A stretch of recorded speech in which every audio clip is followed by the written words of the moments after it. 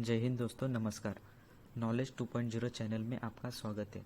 ये series chapter number 5 है। आज हम बात करेंगे डिविडेंड देने के फैसले के बारे में। फेस वैल्यू देखेंगे, डिविडेंड हमें किस अकाउंट में दिया जाता है, डिविडेंड के रिलेटेड किन चीज़ों का हमें ध्यान रखना चाहिए, और लास्ट में देखेंगे किन स्टॉक पे हमारी नज़र है जो कि अच्छे खासे डिविडेंड हमें कंसिस्टेंसी देते हैं।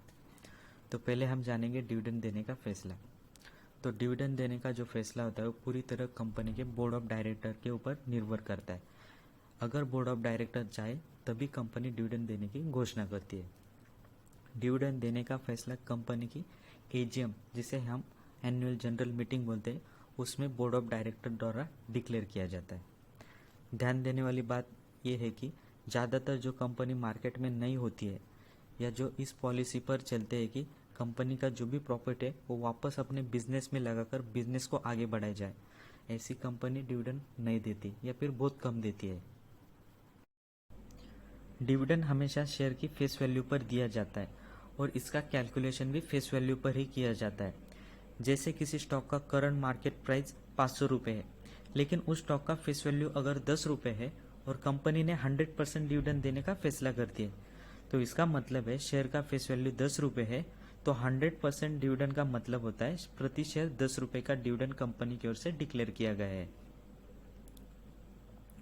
डिविडेंड उस बैंक अकाउंट में क्रेडिट होता है जो हमारे डीमैट अकाउंट में लिंक होता है। अगर मेरा कोई आईसीआईसीआई बैंक का अकाउंट है और वही अकाउंट मेरा डीमैट अकाउंट के साथ लिंक है, तो डीमैट अकाउंट में मेरे पास टीसीएस के शेयर है।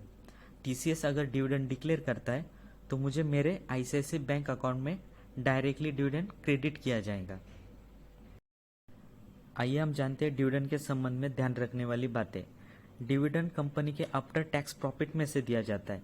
ध्यान दें कि डिविडेंड प्रॉफिट में से दिया जाता है और इसलिए अगर किसी वर्ष कंपनी को लाभ नहीं हुआ या प्रॉफिट नहीं हुआ तो वैसे तो कंपनी डिविडेंड नहीं देने की स्थिति में होती है, लेकिन फिर भी कंपनी अपने पुराने प्रॉफिट जो रिजर्व कैश फंड होता है चाहे तो डिविडेंड उसमें से देने की घोषणा कर सकती है।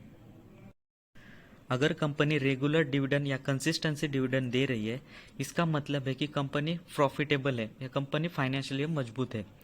कंपनी के ऊपर डिविडेंड देने का कोई भी कानूनी बंधन नहीं होता है।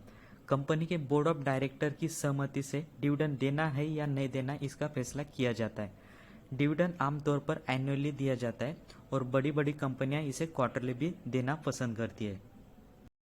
और लास्ट में हम देखेंगे कुछ डिविडेंड देने वाले स्टॉक, जिसमें आता है Vedanta REC, PTC India PFC, Coal India हुडको, ऑयल इंडिया हिंदुस्तान जिंक, एसजेवीएन और राइट्स। उसके सामने हमने डिविडेंड का यील्ड दिया है। ये जो यील्ड है वो करंट मार्केट प्राइस के हिसाब से कैलकुलेट किया है टिकर टैप के एप्लीकेशन थ्रू। तो आशा करता हूँ वीडियो आपको अच्छा लगा हो। लाइक सब्सक्राइब जरूर कीजिए। मिलते हैं ऐसे इंटरेस्टिंग वीडियो के साथ, तब तक के लिए जय हिंद जय भारत।